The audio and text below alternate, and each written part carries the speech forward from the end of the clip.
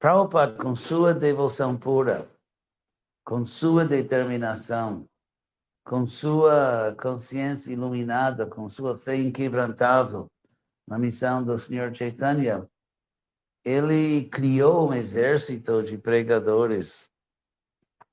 E não era sempre assim, no primeiro ano, 2 anos, 66, não? Quase menos 5 anos. Aí isso como foi um pouco devagar, quase parando. Quer dizer, o movimento crescia. Abrimos centros, mas não era nada chocante. Aí Prabhupada começou a insistir que vocês têm que vender meus livros. Ninguém sabia como vender. Vendíamos revistas, mas um livro assim, ninguém sabia como fazer isso. Então tem toda uma história que começou em Califórnia, na Califórnia, entre 2 irmãos que eram presidentes de Los Angeles e São Francisco. E Carander, que era presidente em Los Angeles, a GBC de Los Angeles também trustee do BBT. E seu irmão Keshava, que morou no Brasil por um tempo. Keshava, você lembra de Keshava? Sim, que já faleceu, mas ele era presidente de São Francisco, dupla dinâmica, então. E a primeira vez que ele saiu com muitos brahmanes, um monte de brahmanes, e venderam 5, o livro de Krishna, esse livro grande, né, prateado. E quando soubemos que venderam 5 livros grandes num dia, todo um grupo de sangue, ninguém acreditava. Era impossível vender 5 livros assim, capa dura. E daí foi. Então, agora que estamos fazendo iniciação, estamos sendo, devotos estão sendo iniciados para serviço. E esse serviço não é diferente da autorrealização dos iniciados. Porque o Bhagavatam diz que uma pessoa que é completamente, vamos dizer, puja-cêntrica, uma pessoa que só vive para servir as deidades, adorar as deidades, o Bhagavatam diz que esse devoto é Prakrita Bhakta, um devoto na plataforma material. Isso não significa que puja é material, isso não é o ponto. Porque quando o Prabhupada esteve aqui, tinha, obviamente, deidades, pujaris, e os devotos adoravam as deidades com muito êxtase. E era um serviço respeitado, porém, entendia-se muito bem que estamos adorando a deidade para ganhar força para salvar o mundo. Então, os pujaris, os devotos que adoravam, que cantavam, todo mundo entendia que essa puja, esse serviço é necessário para nós, para nossa consciência de Krishna. Temos que servir e adorar as deidades, porém, estamos fazendo isso para ficar fortes, puros e assim sair para salvar o mundo. Ninguém pensava que puja era assim uma meta em si. Ninguém pensava assim, porque Prabhupada não deixava pensar assim.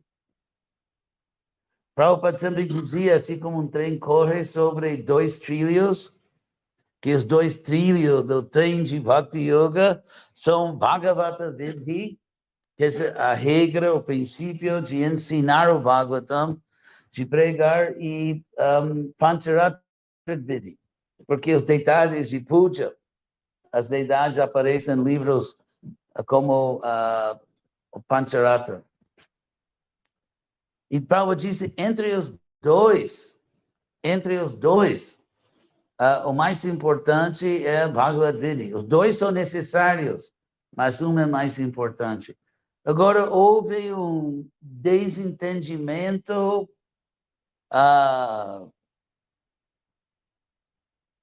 terrível no movimento, que foi muito espalhado, em quase a maioria de templos, que eu vou explicar. Primeiro, uma nota, quando uma vez eu estive com Prabhupada no seu quarto em Los Angeles, E Prabhupada recebeu uma carta de...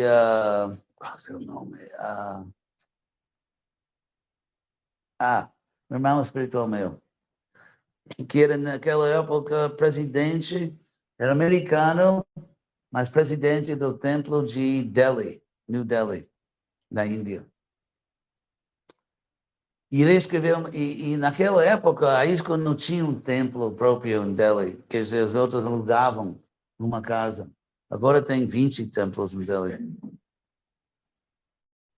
E ele escreveu para Prabhupada dizendo que ele tinha deixado uma casa alugada, que Prabhupada gostava muito, boa casa, num bom bairro no sul de Delhi, mas que ele largou essa casa, deixou essa casa e alugou outra casa inferior.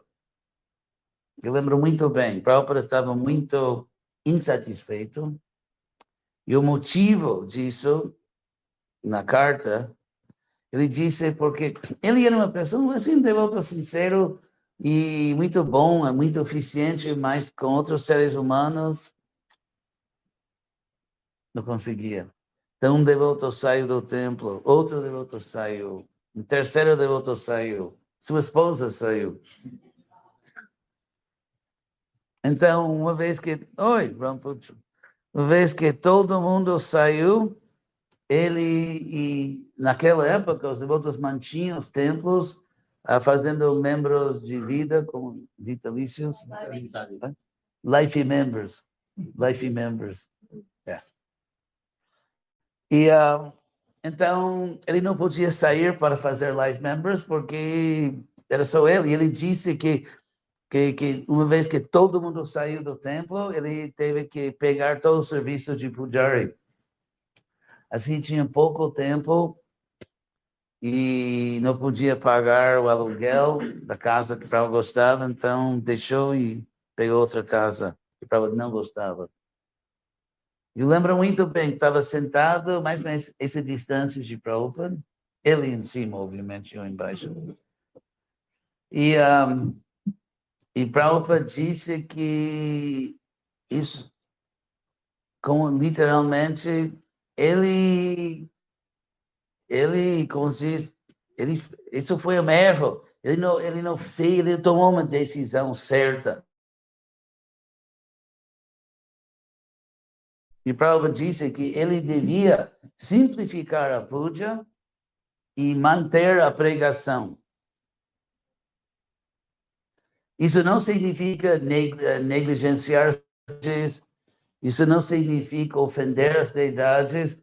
Prabhupada falava de manter a mesma consciência, a mesma devoção, a mesma limpeza, a mesma pontualidade, mas simplesmente com menos rituais.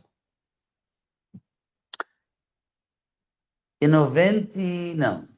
2003, a pedido de Bir Krishna Maharaj, eu aceitei ser GBC de Atlanta, Georgia, por alguns anos, porque o templo estava em vias de extinção.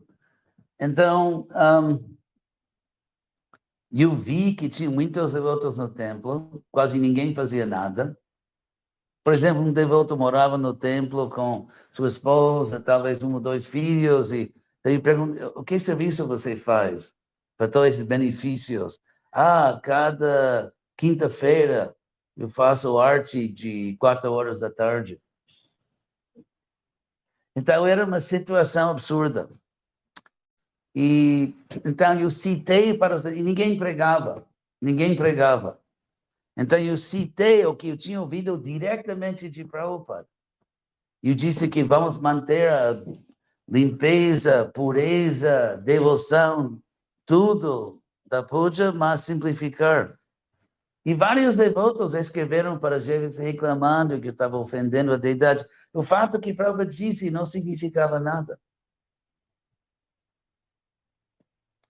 Então, chegou o momento quando, por exemplo, muitos gurus caíram na ISKCON.